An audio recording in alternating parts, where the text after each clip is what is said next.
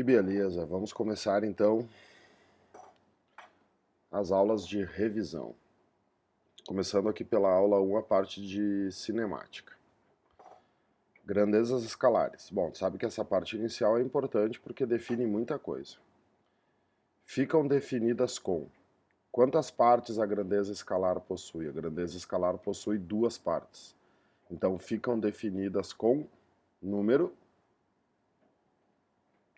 no caso módulo, né? E unidade de medida. Vai preenchendo ali no teu livro. O sinal é quantitativo. Quantitativo. Numa grandeza escalar, o sinal indica a quantidade. Tanto é que a maioria das grandezas escalares não aceita sinal negativo. Exemplo, massa. A massa de um determinado corpo é 4 kg. Tu não pode ter uma massa com valor negativo. Não tem como. Mas existem grandezas escalares que aceitam sinal negativo. Exemplo, temperatura. A temperatura aí do teu quarto agora, ou do lugar que tu está estudando, vale menos 4 graus Celsius. Isso é possível. Mas mesmo assim, esse menos 4 aqui está se referindo a um número menor do que zero. Por isso que o sinal é quantitativo. Exemplo, tempo, distância. Por que eu deixei esse espacinho aqui? Para te lembrar daquela grandeza que é pega-ratão. Qual é a grandeza que é pega-ratão? Pressão. Pressão é uma grandeza escalar, ela não tem direção e sentido. Agora vamos para a vetorial, que é a mais difícil, a mais complexa. Além do módulo e da unidade, necessitam de direção e sentido. Quem que dá a direção e o sentido da grandeza vetorial? O vetor. Então a grandeza vetorial, para ser feliz, precisa ter um vetor. Te lembra que a barrinha é a direção horizontal, e a flechinha é o sentido, nesse caso aqui para a direita. O sinal é, bom, aqui é o bala, né? Numa grandeza vetorial, o sinal é qualitativo. Ele é uma qualidade. Qualitativo. Qualitativo. E essa qualidade é o sentido. Exemplo, força, velocidade, impulso, aceleração. Te lembra do esqueminha aquele para identificar se a grandeza é escalar ou vetorial, que funciona 90% das vezes? É fazer a pergunta. Qual pergunta? Para onde? É bom botar aqui para a gente se lembrar. Bota a perguntinha para onde. Sempre que o para onde fizer sentido, a grandeza é vetorial. Bom, depois aqui eu coloquei para vocês uma revisão de vetores, de conceitos de referencial. Vou limpar aqui o que eu já fiz, tá? Bem importante aqui, principalmente para faculdades que cobram isso com frequência, tipo Santa Maria. Em Santa Maria, o referencial vai ser sempre um ponto. Em termos genéricos, a gente pode dizer que o referencial é um corpo, mas a maneira mais correta de descrever o referencial é como sendo o ponto aonde o corpo se encontra. Para ti definir um ponto no espaço, o que tu precisa? De uma medida x, de uma medida y e de uma medida z. Né? Para te definir com perfeição um ponto na superfície da Terra, tu precisa da latitude, da longitude e da altitude, que corresponde ao x, o y e o z. Então, se a gente for adotar o teu corpo como referencial, na realidade a gente não está adotando o teu corpo, a gente está adotando a coordenada, o ponto aonde o teu corpo se encontra. E aí cuidem com os conceitos de inercial e não inercial. O referencial inercial é conhecido como partícula livre. Referencial inercial é sinônimo de partícula livre. O que é uma partícula livre? Uma partícula livre é aquela que possui força resultante igual a zero. para a força resultante valer zero, quantas situações existem no universo? 2. Ou o corpo está em repouso, ou o corpo está em movimento retilíneo uniforme. Depois você vai dar uma lidinha com calma. O referencial não inercial é aquele que possui força resultante diferente de zero. O que a gente faz em física muito, né, crianças? Trabalha por exclusão. O que é o referencial inercial? Ou o corpo está em repouso, ou o corpo está em MRU.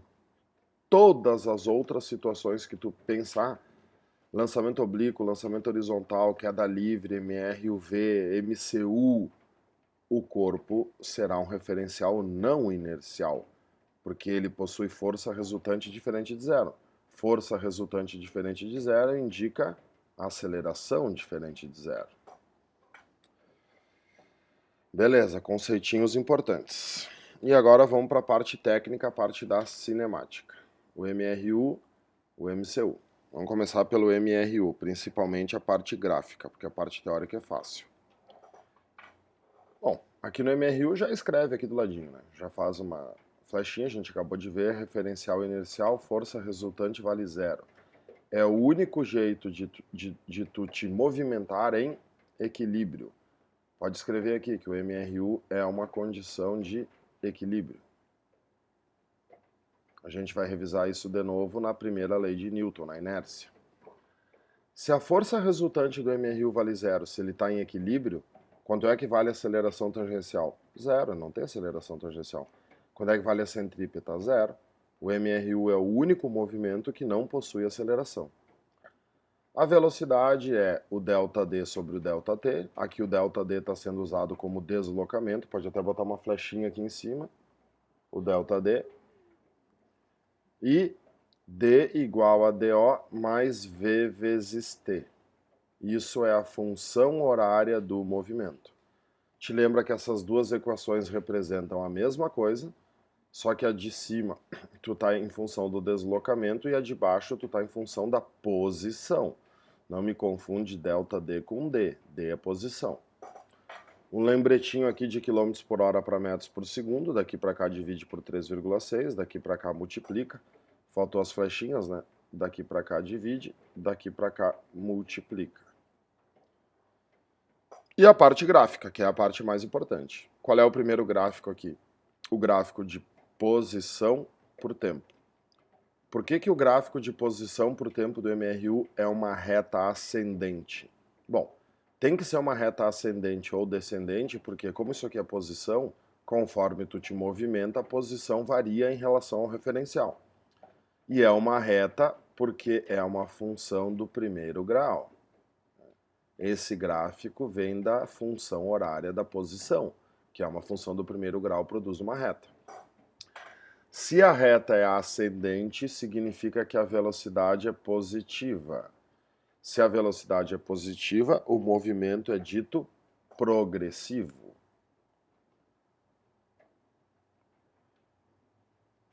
E presta atenção, quanto vale a aceleração desta linha gráfica?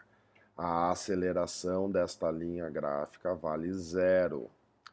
O maior erro que acontece aqui em gráficos é a linha gráfica está subindo, aí eles vão te perguntar, então a velocidade está aumentando. Não, cara.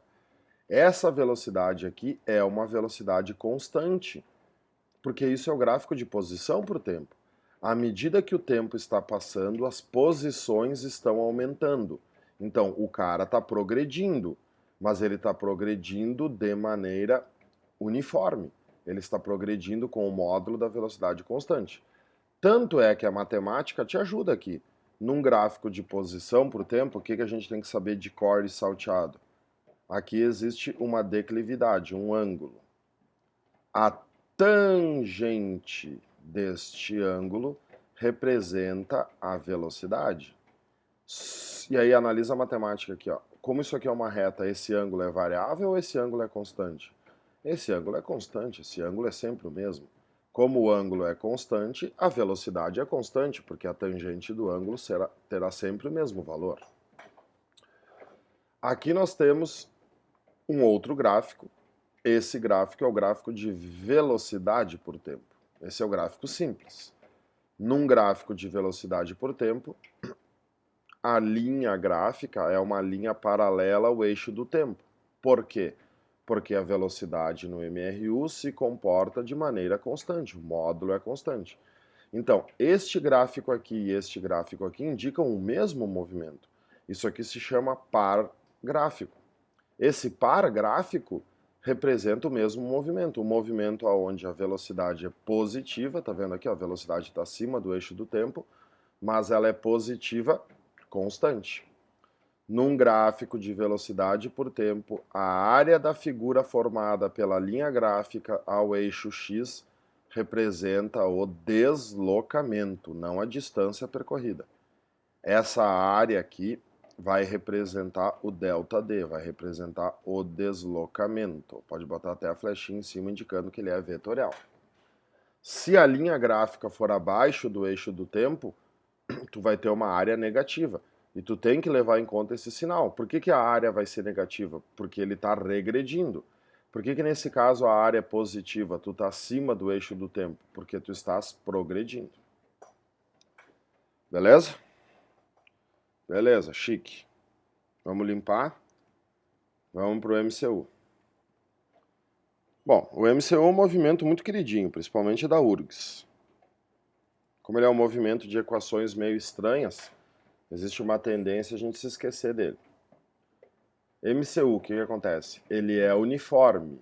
Ele é uniforme. O que quer dizer a palavra uniforme, relembrando aqui? Ah, professor, a palavra uniforme quer dizer velocidade constante. Não. O MRU tem velocidade constante, mas o MCU não tem. A palavra uniforme, o significado dela é módulo da velocidade constante. Somente o módulo é constante. Porque no MCU a velocidade vai variar em direção e em sentido. Então o MCU ele já é um upgrade do MRU. Quanto é que vale a aceleração tangencial do MCU? Zero, porque o módulo da velocidade é constante. O que é a aceleração tangencial? É aquela que varia o módulo da velocidade.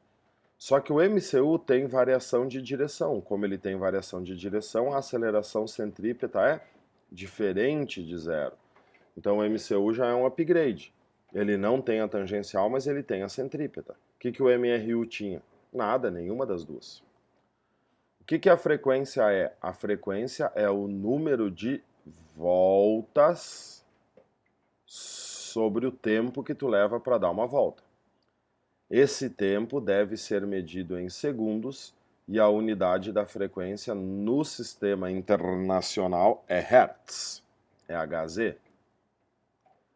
Seguido nas provas, como a gente fala bastante aqui em carro, a frequência vai aparecer medida em RPM, rotações por minuto, e aí você tem que transformar para Hertz. Então, um lembretezinho, de RPM para Hertz, você divide por 60. Bom, eu não coloquei aqui a equação do período, porque a essas alturas do Championship tu já sabe de cor e salteado que o período é o inverso da frequência. No MCU, a coisa mais importante não é saber a fórmula do período, é saber a definição de período. O que é período? Tempo para dar uma volta. Porque seguido eles não vão te dar o período. Tempo para dar uma volta.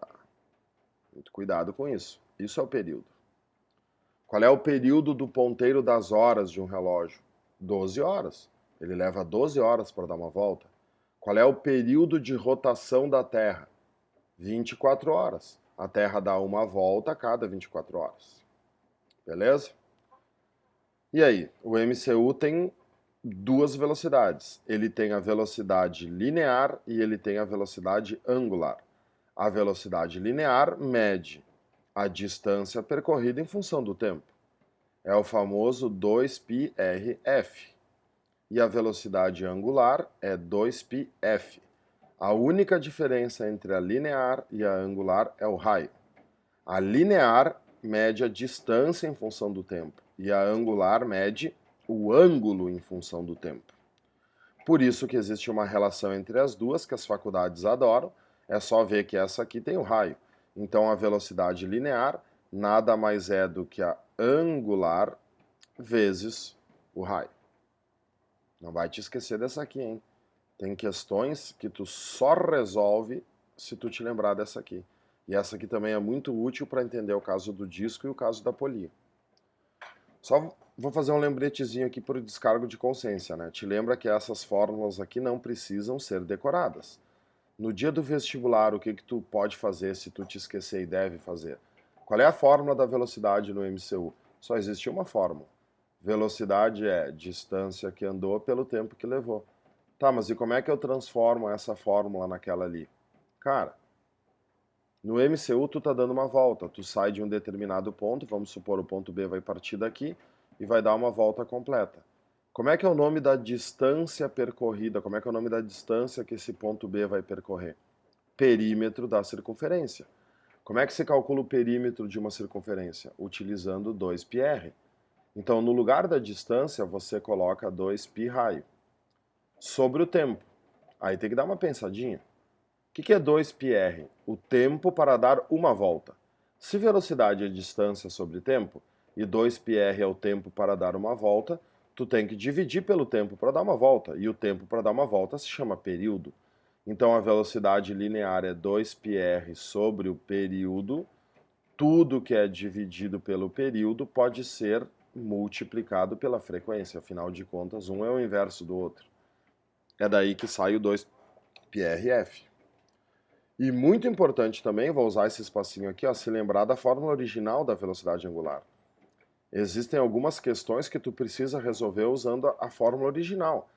Um monte de gente decora, a angular é só 2π vezes a frequência, ou 2π sobre o período. Sim, mas o que é essa velocidade mede? Ela mede o ângulo percorrido no decorrer do tempo. Então a velocidade angular é a variação de ângulo, aqui representado pela letra alfa, pela variação de tempo. Tanto é que a unidade dessa cidadã aqui é rad por segundo, de radianos por segundo. E a famigerada aceleração centrípeta, velocidade ao quadrado sobre o raio, aquela aceleração que só existe quando a velocidade varia de direção. Por isso que é importante saber que essa aceleração só existe em curvas. Não tem como tu ter aceleração centrípeta numa reta. Só existe em curvas. E aí, para acabar o MCU, gente, nós temos o caso do disco e o caso da polia. O que acontece no caso do disco? No caso do disco, nós temos apenas um eixo. Então, o ponto A e o ponto B estão fixos sobre o disco. Então tem que dar uma pensadinha. Vamos fazer esse disco girando no sentido anti-horário. Sempre que o ponto A se movimentar, o ponto B também vai se movimentar? Claro, o disco é o mesmo, imagina o disco girando. Quando o ponto A der uma volta, o ponto B também vai dar uma volta. Só que a distância percorrida pelo ponto B é maior do que do A, porque o B possui o dobro do raio do A. Isso aqui não pode ser decorado, isso aqui tem que ser entendido. Como é que tu faz isso? Pega uma folha em branco, desenha o disco, bota o ponto A, o ponto B e aí vai te testando. Quantas grandezas o MCU tem? 5. Frequência, período, velocidade linear, velocidade angular, aceleração centrípeta. O que acontece com a frequência? Cara, frequência é número de voltas sobre o tempo. Se o A dá uma volta em 1 segundo, o B também vai dar uma volta em 1 segundo? Claro, eles estão juntos. Então, as frequências e os períodos são iguais. O que é essa velocidade média? Essa velocidade mede a distância percorrida no tempo. Se o A dá uma volta em 1 segundo, o B também dá uma volta em 1 segundo. O tempo é o mesmo. Só que ao dar uma volta, quem percorrerá uma distância maior? O B. Porque o B possui mais raio. O perímetro que o B percorre é maior do que o perímetro que o A percorre. Então a velocidade linear do B é maior.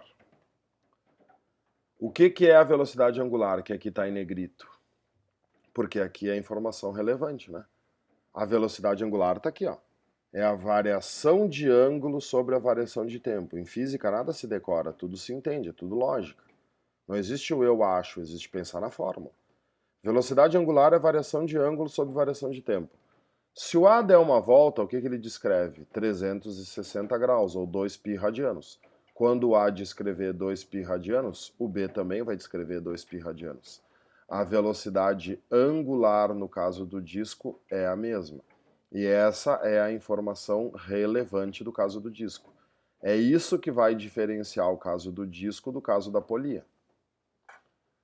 Aceleração centrípeta. A aceleração centrípeta não pode ser feita usando eu acho. Tem que usar a equação. A aceleração centrípeta é velocidade ao quadrado sobre o raio. Para te usar a fórmula original, no caso do disco, é um pouco complicado. Por quê? Porque a gente tem velocidades diferentes e raios diferentes. Então, o que é muito importante se lembrar para o disco? Que existe outra maneira de calcular a aceleração centrípeta. Se no lugar da velocidade tu colocar essa fórmula aqui, quem tiver dúvida disso, por favor, olha lá no livro que eu fiz isso. No lugar da velocidade linear, tu coloca angular vezes o raio. Essa fica ao quadrado, o raio fica ao quadrado, tu consegue calcular, cortar o raio de baixo com o quadrado de cima. E aí surge uma fórmula derivada para aceleração centrípeta, uma segunda fórmula, que diz que a aceleração centrípeta também pode ser a angular ao quadrado vezes o raio. No caso do disco, essa equação aqui se torna melhor para responder a pergunta teórica. Qual aceleração centrípeta é maior, do A ou do B? Ah, as angulares são iguais. Se as angulares são iguais, esquece ela. E aí o que a fórmula diz? Que a aceleração centrípeta será diretamente proporcional ao raio. Quem é que tem mais raio? O B. Como o B tem mais raio, a aceleração dele é maior. Não tenta fazer aceleração centrípeta no eu acho. Ah, o B tem mais velocidade, então ele tem mais aceleração. Não é assim. Por quê? Porque ele tem mais velocidade, mas ele também tem mais raio. Uma coisa poderia compensar a outra. A aceleração centrípeta é um conceito teórico. Não é uma grandeza direta, é uma grandeza indireta. Tu tem que fazer pensando na fórmula. Beleza? Beleza. E aí o caso da polia. Bom, aqui é bem diferente. O que eu estou supondo aqui? Que o A é a metade do B, ou o B é o dobro do A. Daí o que a gente tem que pensar? Eles estão unidos por uma correia. Se o B der uma volta, o A vai dar uma volta? Se o B der uma volta, ele vai percorrer uma determinada distância. A distância percorrida pelo B tem que ser a mesma distância percorrida pelo A, porque a correia é a mesma para os dois. Só que como o A tem a metade do tamanho do B, se o B der uma volta, o A vai dar duas. Então, no mesmo tempo que o B dá uma volta, o A dá duas. E a partir desse conceito é que tu consegue determinar as relações. O que é frequência? Número de voltas sobre tempo. Isso aqui é a própria frequência. No mesmo tempo, o B dá uma, o A dá duas. Então, a frequência do A é maior. O que é período? O inverso da frequência. Se o A tem mais frequência, o B tem mais período. Quem é que tem mais período? Quem é mais rápido ou quem é mais lento? Tem mais período quem é mais lento. Quem que é mais lento? O B. Velocidade linear. Aqui que está a confusão. Essa velocidade é a velocidade que mede a distância percorrida. E aí, cuidado para não fazer aquela associação simples.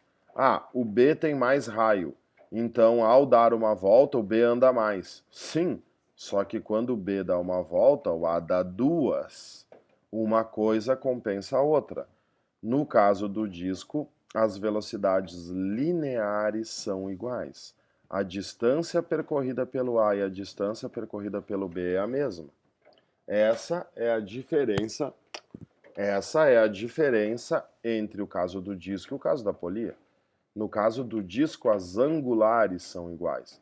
No caso da polia, as lineares são iguais. Isso aqui é um baita de um pega-ratão. O que é isso aqui? Uma bicicleta.